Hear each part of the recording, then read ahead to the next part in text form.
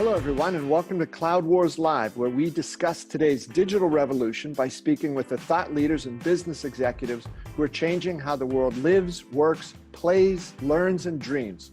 Our guest today is Wayne Sadin, who's a member of our Digital All-Stars and has been doing a running series with us on every month called Sadin on Digital. And Wayne has appeared with us a few different times. He's an advisor to boards and to CEOs about how they should engage with CIOs and CTOs and how they move digital fully into the mainstream strategy of the business. Wayne, welcome. Good to have you back. Hi there, Bob. It's always good to be here talking about these things. Thanks. We've had a lot of fun. We've talked some with you about, how does the CIO interact with the board? What's the role the CEO has to take? How does the board get involved in things? Cybersecurity. And Wayne, one of the things I was hoping we could get to today was this big movement. It seems like for years and years or decades, perhaps, ERP was almost like something of a necessary evil inside companies. Very powerful software, but hard to use and inflexible. And it sort of dictated how the company had to operate. Wayne, I wonder, do you think there's a new generation of cloud ERP products coming along? Do you feel that those push the business agenda forward? Well, Bob, I think there's two things going on. The first thing is that there's a new generation, as you say, companies that were born in the cloud, building tools that never lived on corporate computers. And so they're able to take advantage of new technology, although they are newer, younger, and perhaps a little less established.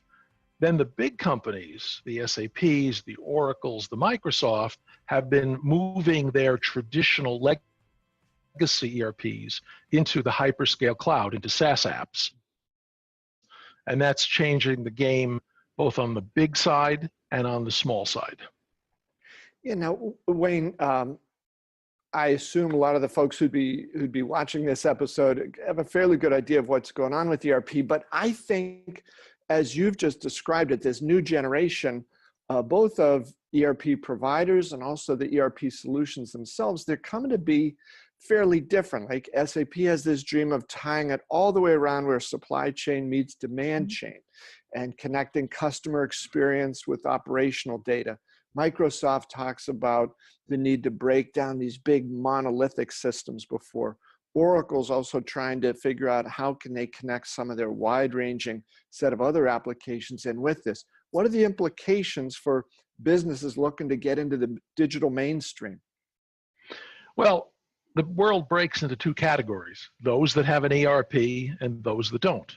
If you're a small company or you're a startup, you've been living with heterogeneous desktop software, and now you want to make the move, there are the NetSuites and the Workdays, companies that have never been in a legacy environment. Very flexible, very easy to configure. Real game changers for companies that fit within their sweet spot. But if you want to cover the waterfront, as you say, and cover everything from marketing through sales, through fulfillment, through customer service, you're in the SAP and Oracle and Microsoft world with a few Lawsons and Infors and Ultimate Softwares thrown in the mix. So these are all companies that have said, we've got a whole bunch of heavyweight software that takes a really long time to put in and lets you run a company of almost any size very, very well if you make a lot of decisions very well up front. Make the wrong decisions and you lock yourself in. Make silly decisions and you customize the heck out of this software. So you're paying a fortune for the software, a fortune to implement it, and then you break it on the way in, which is pretty traditional, by rewriting it to look like what the old system looked like that you didn't like in the first place. And so that's where a lot of companies are right now. They've got a 20-year-old legacy ERP. Maybe they're 7, 8, 10 releases behind. It's heavily customized. It's running on very old software in many cases, the infrastructure. So you have all the technical debt. And these are the companies that I think are going to see the most change with what's being offered today. Wayne, as they start to make that move, what should they put at the top of the priority list? How do they get into this in the right way to be able to harness the power and the capability and the flexibility of some of these new solutions? Well, as a very smart person said, begin with the end in mind. You are not going to implement your entire ERP suite all at once. It doesn't matter who you are. Nobody's going to spend 10 years implementing every product and then cut it over. So you have to start somewhere. If you have a problem with some part of your ERP suite, you could focus there. If you have no problem, you just want something more capable or more flexible, or more probably you painted yourself into the corner with legacy customizations, with rewrites, being old on releases, being old on infrastructure. You've got to start with the big picture. What am I trying to accomplish with this ERP? So a couple of things you might be trying to accomplish. Number one is we've outgrown it. It's a small product. It's a vendor that's been acquired. It's a vendor that's gone broke. They've fallen on hard times, and they just don't support our needs. Or maybe we bought a more monolithic product, an accounting suite, and now we realize we need warehouse and transportation management and field service, or maybe marketing and sales to go along with it. Or maybe we need a more modern approach. We need mobile devices. We need customer sensing devices, IoT. So you got to look at why you're doing it. And I'll say the reasons are often vendor problems, you've outgrown it, or your technical debt is just burdening you where you can't get out of your own way. So depending on which problem you're facing, you may be faced with a different set of decisions. Yeah, so Wayne, I think one of the things you're describing there is this interconnection across all those different pieces. And I think in I'm going to call it the old world of, not that many years ago, but things moved in sort of that Newtonian or mechanistic way. It started at one point in the company, moved to the next, to the next, to the next. And this sort of the ERP system broken down into all these different modules could perhaps handle that in that old-fashioned step-by-step linear way. But today it's almost like all those things have to happen simultaneously. There's almost like a real-time convergence where so many parts of the companies are acting in concert. And I wonder if, it's an industry term, ERP. I don't think any business person ever came up with that. But I wonder if we're going to start to see the beginning of the end of even the terminology ERP. Does it match up with the challenge and the capabilities that businesses need today? No, it doesn't. But I'll tell you what, I think the terminology will be with us for a while because that's what all the consultants know, and that's how they make their living, is by selling you an ERP suite. But you're absolutely right. If you think of accounts payable, accounts receivable, I can't think of billing, think of warehousing, think of trucking. That's the way you're describing the old vertical way. Today, you've got to look at systems of engagement. Remember a few episodes back, we talked about systems of record, keeping score in your ERP. Once a month, somebody comes up with the trolley with the green bar paper and dumps the production report on your desk. Now it's state of the art. Every second counts, 24/7. Every time you turn around, it's being updated. So we've got to start looking at the processes and go horizontally across our organization. Where does a customer get acquired? What's that process look like? How do we do a bid or an estimate? How do we win the sale? How do we then manufacture, create, deliver, bill for the system? So when you're looking at a product, you want to be looking across at your process. And while you still have to buy the ERP in chunks, although the chunks are becoming bigger, it's not so much AP versus AR. Now it's financials. If you look at Oracle, you look at Microsoft, you look at SAP, they're selling essentially a financial management suite. I actually had to talk to a customer who wanted an ERP, and we realized they want an FMS, a financial management suite. They weren't as interested in manufacturing. They weren't as interested in warehousing and transportation. Yet, the first thing they wanted was better forecasting ability, better scorekeeping ability, better decision-making ability. And so that starts with the core financials. And so that, when you look at any of the major vendors, is being sold as a package rather than, I think I want AP, but not GL. We don't think that way, even in the most old-fashioned companies. Well, Wayne, I liked where you were going with that when you said, how is a customer acquired? How does the customer engage with you? What does that customer want? And I think the new language is going to be oriented around, instead of inside the company, the internal operational facet that the whole ERP language was built around, to being one around the customer and what's happening on the outside, and how do we harness the end-to-end capabilities of our company to delight and dazzle that customer. So I'm not trying to go overboard that the language, modern language will change crappy software or old-fashioned software, but it's a mindset where I think the industry has to start to get to. Well, I think we, the customers, have to get there. When I work with clients, we talk very little about AP versus GL versus FA versus field management. We talk about processes, partly because if you look at Sarbanes-Oxley, you look at audits, you're being audited on an end-to-end process. If you look at how to make the company more efficient, it's about breaking down silos. You remember the old days when everybody would put something in their outbox. They'd come around with a little trolley and deliver it to the next person's inbox. And see, because we broke up our company into departments, whenever that trolley person took an elevator to the next floor, that was a departmental change. Now, to your point, it's all happening in real time. We're making a decision here and a decision here and a decision here, and they all come together to produce a result. The other thing you have to think about is that companies used to be much more vertically integrated. They made everything. I'm going to make the paper bag I put my product in because why not?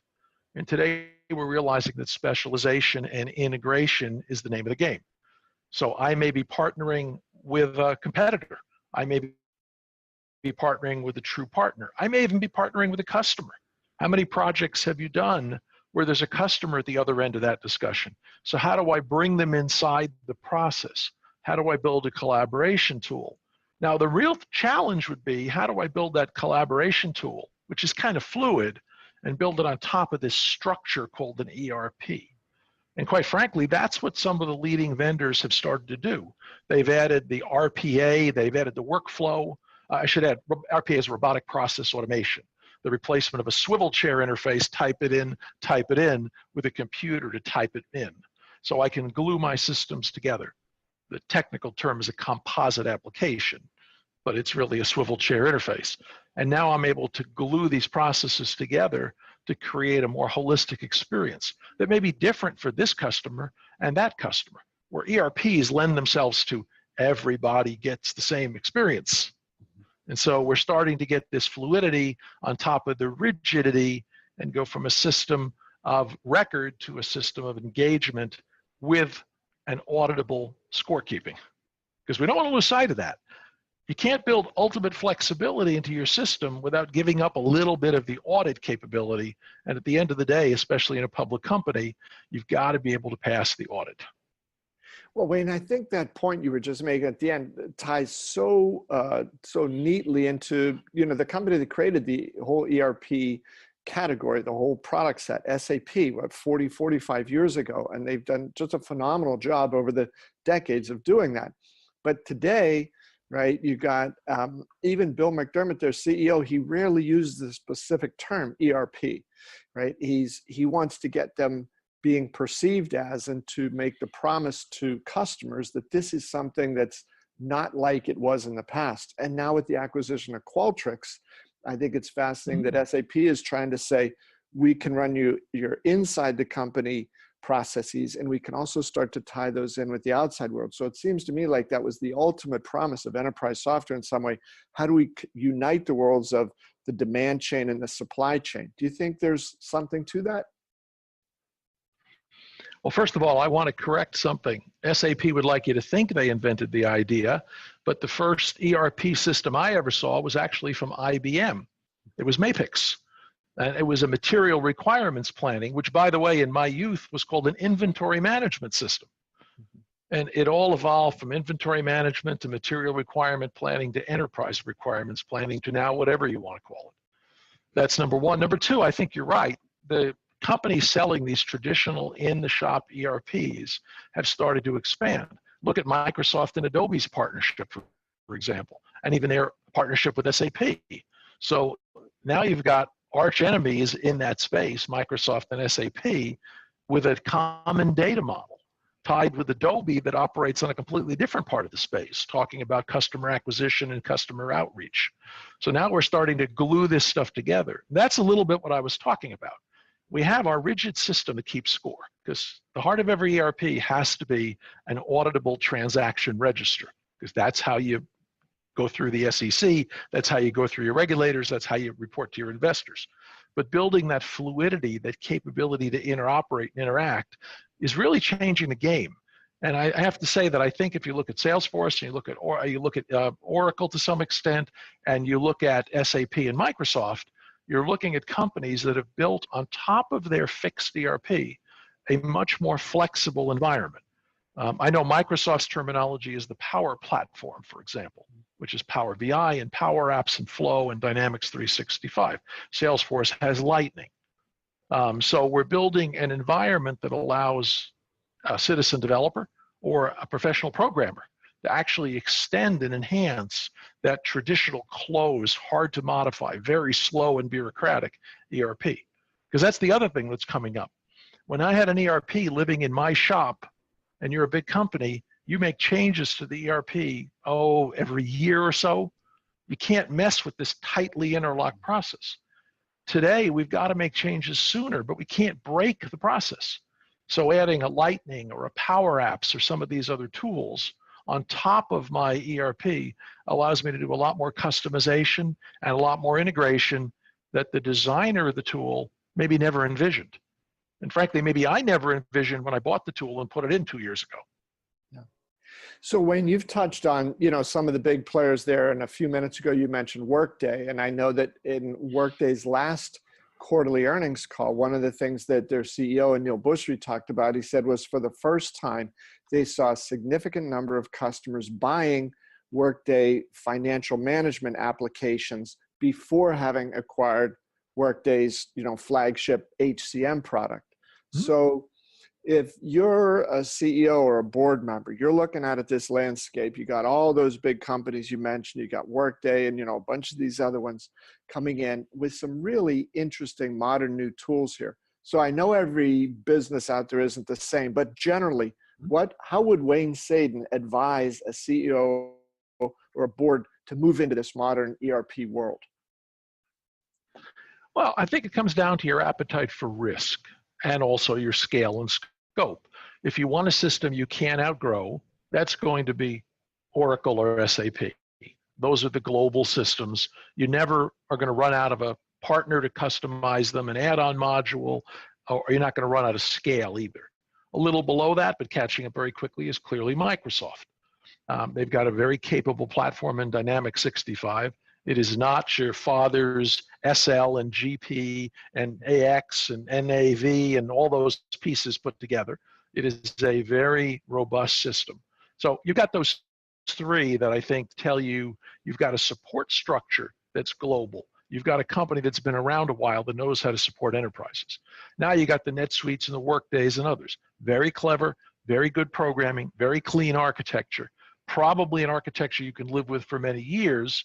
Well, we have to say that SAP and Oracle and even Microsoft have a lot of legacy code they're carrying forward for customer compatibility. So how do you want to bet?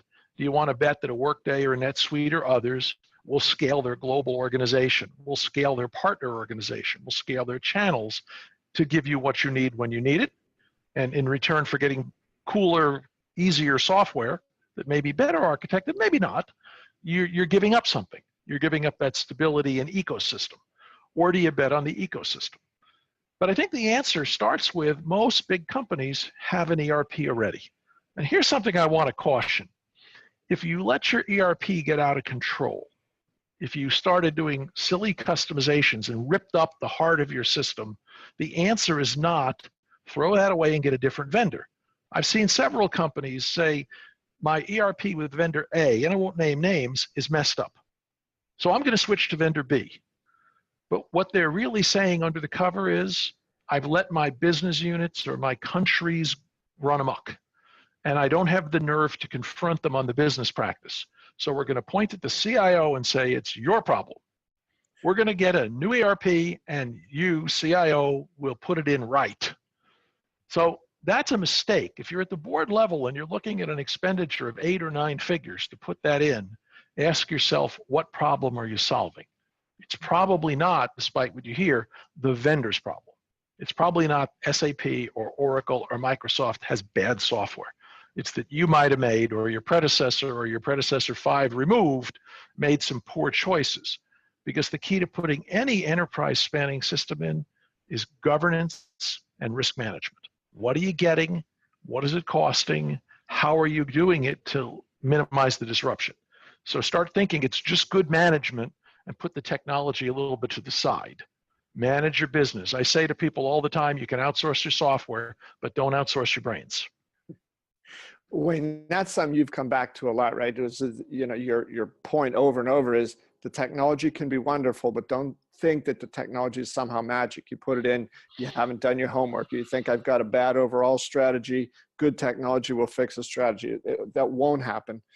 And Wayne, the last thing I wanted to ask you about on this, again, I know there's not a one answer fits all, but you're sitting on the board of a company, you realize that, you know, some competitors have passed you by in your industry. Some upstarts are coming in and nipping away at parts of what you're doing. You've got to jump forward into this digital world. There's going to be one of these big projects. It has to involve in some way some additional software or some new software. Are we looking at 6 months, 12 months, 3 years? What's a reasonable time frame to think about some solid steps forward for a company to undertake? You know, that's a cultural question as much as anything else. If you give me the right culture, I don't care what the software is, I will put something in 6 months that will make some customer somewhere happy.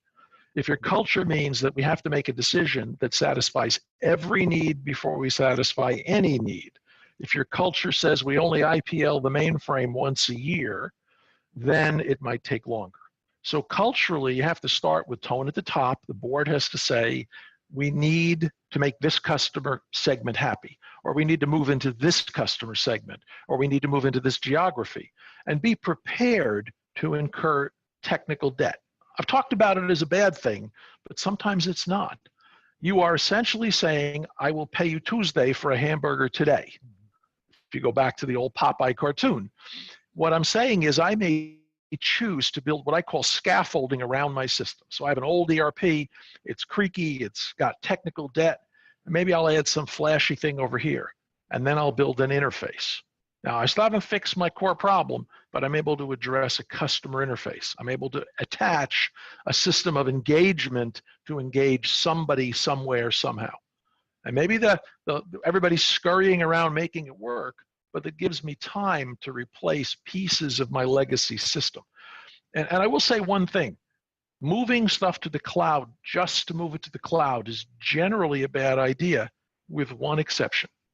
If your infrastructure, your servers, your networks, your security are falling apart, and I can't tell you how many companies, if you dig down deep, that's absolutely true, and I'm talking about some big companies.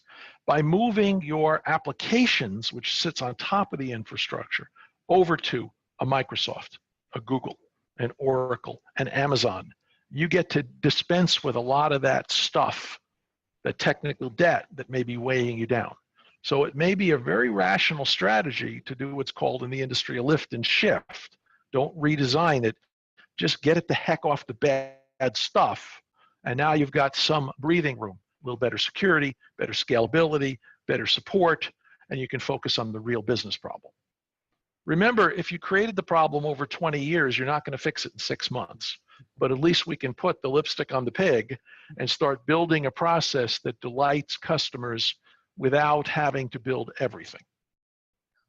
So it's interesting how you said it comes down so much to the culture of the company, right? Until that can be resolved and addressed and understood, and then either we're going to maintain that or we're going to try to fix it. That's the gating factor, right? Not what some tech vendor has or doesn't have. Yeah, tech is not a panacea. We keep saying that. If the company culture takes a year to make a decision, don't ask how you're going to beat Amazon or Uber or Airbnb at their game. The answer is you're not. Redeploy the capital somewhere else. You're just not going to keep up in your business. And I don't care what business you're in, there's somebody around the corner moving faster than you are. And so the challenge at the board level is, how do you partner with IT and the business so that you're managing risk? Because we can move as fast as you want if you don't care what I break along the way, which is clearly a crazy approach. A new company, that may be their business model, right? We move fast and break things.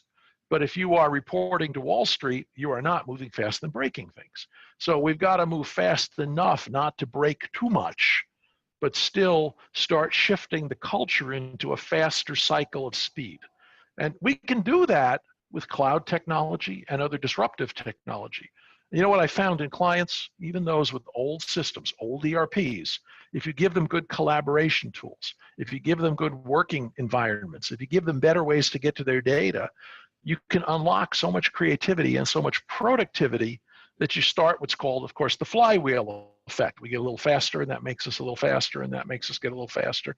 And all of a sudden, we've gone from, as they say, good to great. Yeah. And that doesn't require a lot of technology. It requires a little technology applied correctly. Yeah. Wayne, that's great thoughts there. Very, very good insights on a complicated issue. And I don't mean to try to pretend it isn't complicated, but you've simplified this by saying, don't worry about the stuff that's outside of your control. There's a lot of things in your control as the management and the board of a company. Get those things right, then bring in the other pieces, to move your way into the future. That, there's no other shortcut to that. But so Wayne, I want to thank you again. A great additional episode here of Sadin on Digital, and we'll be back next month to have another conversation about how CEOs and boards can work with the C-suite and the company to get this new digital business strategy put together and help their companies move into the future. So Wayne, thanks again. Thank you, Bob, and thank all the people watching and listening, and I look forward to getting some feedback from the audience. Great. And let me add my thanks to Wayne's to all of you for watching. We're delighted that you spent some time with us here at Cloud Wars Live. Please share your feedback with Wayne, with me at bobevanspa@gmail.com. Thanks again for being here, and we look forward to seeing you next time here at Cloud Wars Live.